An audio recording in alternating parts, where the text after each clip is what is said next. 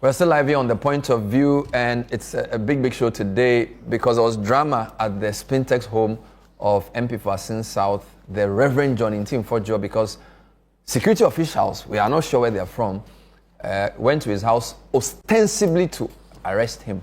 The minority 88 were there to say, we ain't having none of that. One of the key people who were there, both at the residence and in the meeting, which sort of resolved the matter, is my next guest, Kojo Oppong Nkrumah, former minister for many things, information, works and housing, MP for Fancy Arabi in his, are you your fourth or third term? Third term. So you were at Ntim Fordjour's house today. Yes. And in the meeting as well. Welcome to the show. Thanks. How is he? Is he okay? Oh, he's fine. In very good spirits. In very good spirits. Okay.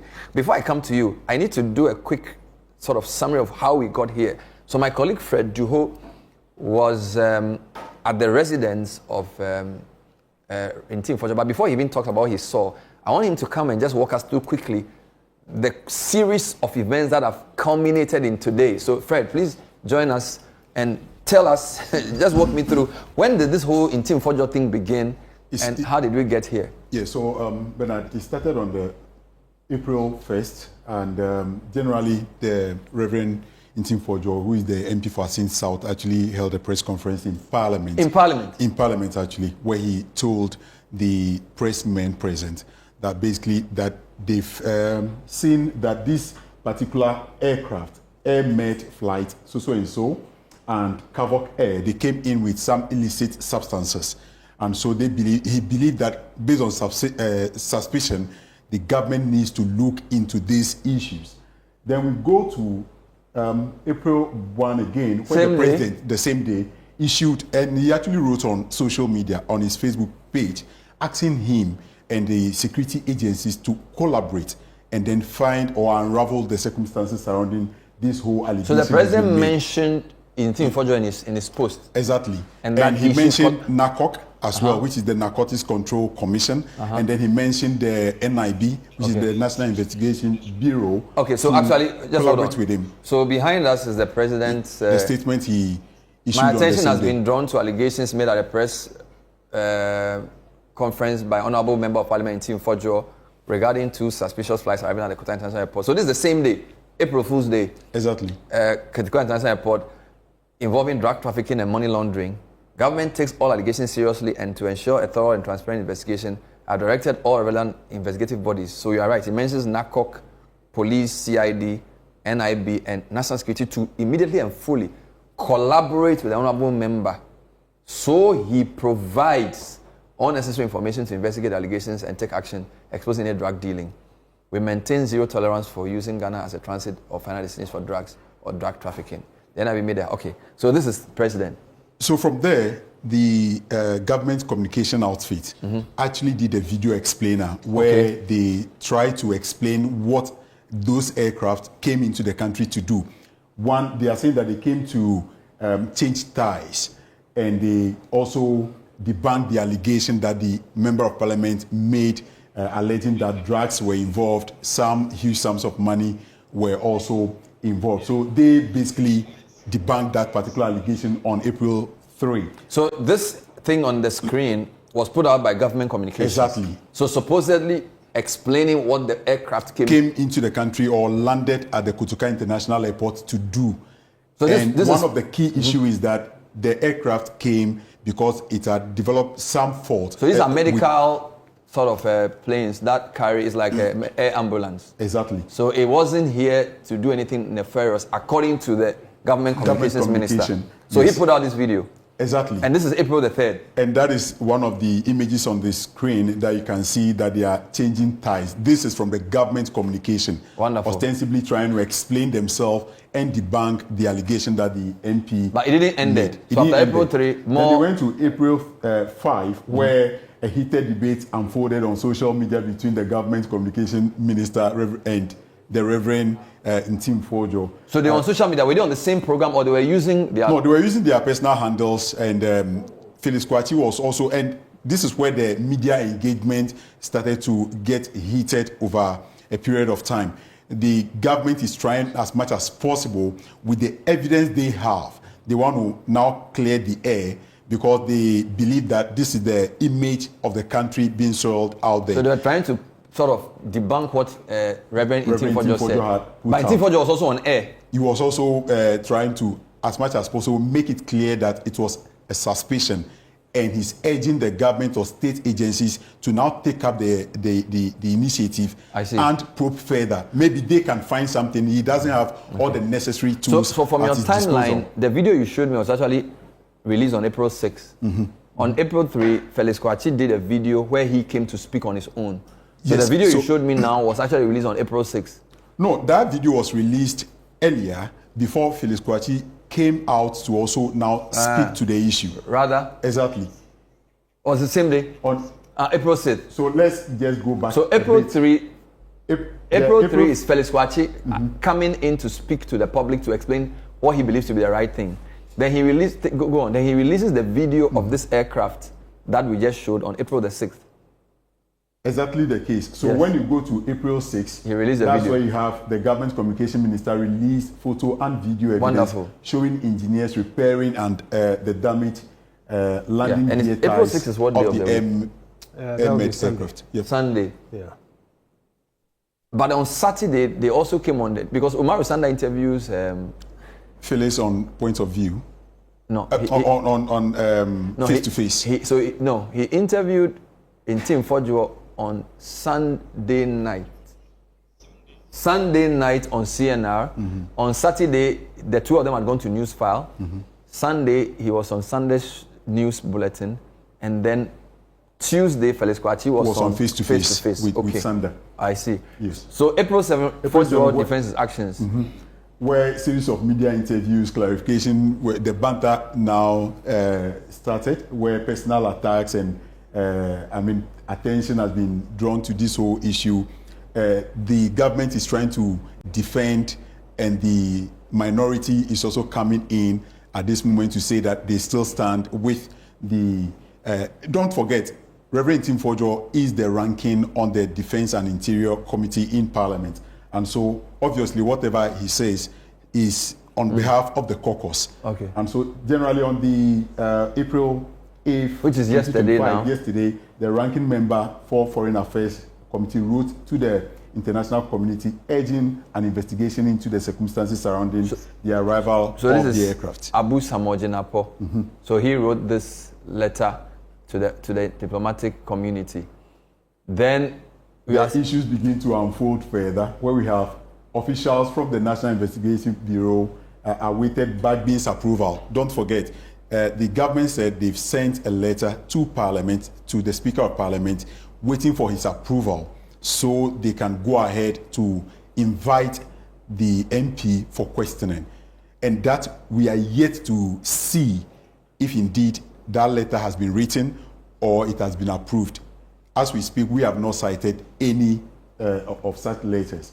Then on April 8th, that is where the Ghana Airport Company Limited was also drawn into this whole conversation. They came to also defend themselves. One of their officers was actually drawn into the whole issue, where people are alleging on social media that she is behind this whole thing, releasing information from the Ghana Airport Company Limited to the opposition. And so people are beginning to raise concern, and they came out quickly, issued a statement, and they clarified their stand that that cannot be, because the officer does not get involved in any of such issues. So that's the Ghana Airport Company statement. The statement. So what time were you told about what was happening in Ntim Fordjour? When did you get to Ntim Fordjour's house today? I got there at exactly 1:20 thereabout. We're actually using the office vehicle, but we realized that per how things were unfolding, I needed to get ahead of the vehicle. So I took an Okada and then maneuvered the traffic and got to the house. And the house is where? The house is within the Spinters Enclave. I don't know whether it's okay to... So you got there at 1:20? I got there around 1:20. What did you see when you got there? We saw a number of vehicles and men who were actually masked. Some were masked, and some also had this AK-47. They were wielding gun, literally. They were there in their numbers, and they would not allow in the house or outside the house? In the house, at the gate. So some entered, and they were engaging the MP. Some were on the compound. That is in the house. It's a gated house. So some were on the compound, and then there are those outside the gate which has to do with the police and some of the plainclothes officers. So some were in mask, some were police uniform, some were... Could you, how many people were there? In my estimation, there are about 20 of them. About 20? About 20 of them. Did any of them speak to you? No, the only time they tried to confront me was when they saw me come with the camera and they were like, do not film us, do not show our face. And I'm like, well, you are here to do your work. I'm also a press person. The only thing probably I can guarantee is that I would film, just that your face won't come into the video. And that is where they allowed us to... You entered the house? We entered the house. But what really gave us access as pressmen or media people, basically, is the number of supporters that came in. The NPP supporters were there. They were there before you got there? Yes, they were also there in How their many numbers. did you see? Oh, they were over 50. So they were also outside 50. Or in the house? They were in the house. They were in the house. So the security people were both outside the house and in the house? They were there. And then the party people were also in the house? Yes. So is it the party people who allowed you to enter the house? When we saw them entering, and we went with them. Their share numbers, we went with them to also were the MPs in the house when you got there? So the MPs, the minority leader, Honorable Afenyomakin, was already in the room with the MP and trying to engage him. The only time I got to speak to the Honorable Atachia was when he came in a rush. And I asked him, oh, why was he really in a rush? He was like, he was called, he had a distress call to come in quickly to probably guide the MP. So you got there at 1:20? Yeah. And by the time I saw you on it was around 2 o'clock, and you reported till 3:30. Yes. So it's like almost. So Kojo, sorry, let's take up the story. And thank you, Fordjour. Sit down, I'll call you back if I need you. So I'm sort of trying to get people, before we get to the house, does this narration follow the sequence of what you know? I think so. A few things may be missing in between, but generally, yes. Generally, that's the so story. April 1, he makes this was in the presence of Parliament. April 1, the minority press conference is addressed by him, and it's a very important clarification that needs to be made, because people want to create the impression that he was a man on a frolic of his own. That's not the case. He's a ranking member on the Committee of Defense and Interior, where we sit and do our press conferences. That's where he was with some of his colleagues, did this press conference and raised these suspicions. So he wasn't alone? No, he wasn't alone. He raised these suspicions. It is now consequent to that all of these issues have come up, which give us reason to believe that the government is on an agenda to try and intimidate the minority caucus or cow us into submission. How do these things work? Because there are so many sectors, and sometimes when I come to Parliament, there are so many press conferences. I've been in Parliament before where maybe 4 MPs say we are from Ashanti. We are doing a press conference on the road. So does the leadership always know what the subcommittee reps are saying to the press? Yes. So usually what you do, like what we do on the economic committee, the last time we had our press conference, we'll do the draft, we'll share it with leadership, and then we'll get the green light to go ahead and hold the press conference. In fact, there are times when one of the deputy whips will be sent in to assist and moderate and manage the situation. There are times when just outside the chamber you will do it. So yes, it's a collective exercise. Leadership is in the know. What is your recollection of what Team Fordjour actually said on the first day? Because that was the same day the president responded in a post, which means that it must have been pretty serious. And it's a very interesting question you ask, because on the first day he raised about 3 issues. One was the fact that in February, I think February 2nd or so, a video appeared online which claimed that the national security operatives had found some containers with money and gold. Later, there was a claim that there was fake money and gold. And there was a claim that a statement had been issued, and you couldn't even find the statement. You couldn't find who was owning up to it. And they were looking for one Alaji or something like that. That was February 9. And since then, you hadn't heard anything about that, such a severe matter. Then, number 2, which he raised while he led the committee to do this press conference, was about the almost $350 million of cocaine caught on the streets going or coming from the central region, which had also not been adequately addressed. Who is it? Has a person been arrested? Are people before court or what? And then the third one was these 2 different flights connected with Grand Canaria and Luanda, which had come into the country at various times and had stayed here for an odd period of time. And he raised the argument, leading the committee, that government needs to investigate these matters because there are suspicions associated with it, and let the public know. That's the context of what the Minority Caucus, through the Committee of Defense and Interior, put out on that day. But did he also not say that Ghana was becoming a hub for cocaine? Those were the fears that he expressed. Because you see, when you have these kind of matters, if you do not address them adequately, this is the fear that will crystallize in the hearts and minds of people. And that's why he invited the government to get into a proper inquiry into these matters and settle them. In fact, they even went further to call for a full-scale public inquiry or even a bipartisan parliamentary committee to look into these matters. That's the context within which they spoke on the very first day. So in relation to the 2 aircraft, was he asking or he was claiming? He was asking for, and that's why he said suspicions, and went further to ask for investigations to take place into these matters. So the man is not here, and I'm not putting him on trial, but I feel like there needs to be some sequence in the logic of saying there are 2 suspicious planes. Why were they here at this time? Investigate, and then you conclude that then therefore we become a cocaine. I mean, how do you question and then conclude at the same time? Between the intelligence which he put on the table and what you would call the conclusion, he raised the issues of what the suspicions were. That associated with these things, these are the suspicions. You need to investigate, because if you don't investigate and get the right thing done, if there are people doing something funny, find them out and deal with them. Because you could be at the top in government and you don't even know what people are doing at the bottom. So you got to investigate and deal with them, because we don't want our country to become a place like this. This was an invitation to the government to do the right thing. You will notice that the president on that very first day gave a response that these are serious matters. They have to be investigated. And so he was asking a number of bodies to get involved.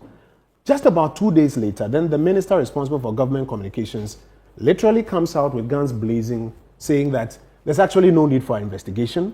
In fact, he used the word bogus at a point in time, and goes further to say that there's no substance in these matters, no time needs to be wasted on it, contrary to the president's instruction. And then he proceeds to provide answers or explanations from government. Now, why Ntim Fordjour came back was because a lot of those answers had gaps in them. Before we go there, Kojo, if you read what the president said carefully, are you sure the president, because I think you guys can put it back on the screen, the president was basically calling on Ntim Fordjour to provide more information, which means that the president took his conclusion seriously. It's not the same as saying, go and investigate. If you can put what the president said. My attention has been drawn to allegations made at a press conference. It's right in front of you. Yeah. By Honorable Ntim Fordjour. Reverend Ntim Fordjour. So, regarding two suspicious flights arriving at the Koska International Airport, suspected to be because those were the words that he in drug trafficking and money laundering. Government takes all allegations seriously, and to ensure a thorough and transparent investigation, I have directed all relevant investigative agencies, including NACOC, CID, NIB, to immediately and fully collaborate with the Honourable Member of Parliament so he provides all necessary information to investigate the allegations and take all action necessary to expose any pause there. So the weight of, again, my understanding in common English is that the president places the onus on the MP that collaborates with him so he provides That's not what all the president necessary was doing. information to investigate the allegations and to take all necessary. So basically, you see, in this country, he's putting the onus on the guy. But that can be the case. We are not in court proving somebody's guilt where you say he who alleges must prove. The president knows that in this country we have a Whistleblowers Act, which actually provides a legal framework for how you treat matters like this when the whistle is blown on them. In fact, it could be written, it could be oral. I have a copy of Act 720 here, and it spells out how, when you even make such a report to the office of the president, they have to take it. So the step that the president took was the right one, to invite the various bodies to investigate the matter, and in so doing, of course, collaborate with the whistleblower so to do.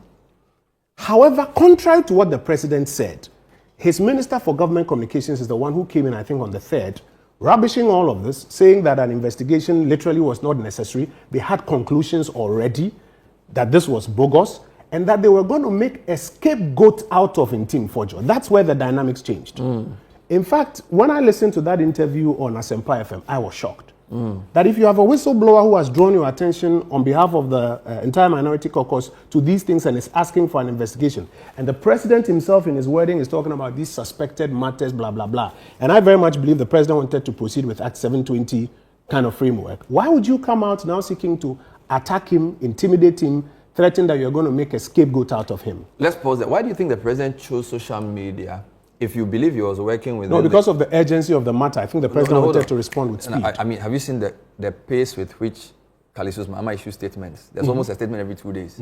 So they do issue statements if they have to. The reason I'm asking this is, maybe the way a whistleblower presents under this act may not necessarily be the way Team Fordjour went, for which reason the president also chose this modus.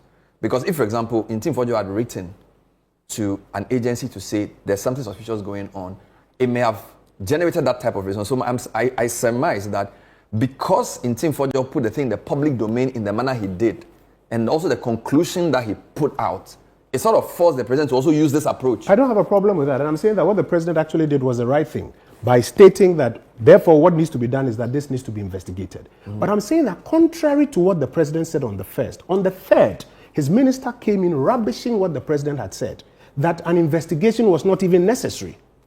And that... Did he give... And the basis was what? Based on his briefing? Yes. And that what he had found? Yes. And that the investigation was not even necessary. It was a bogus matter. They had conclusions already.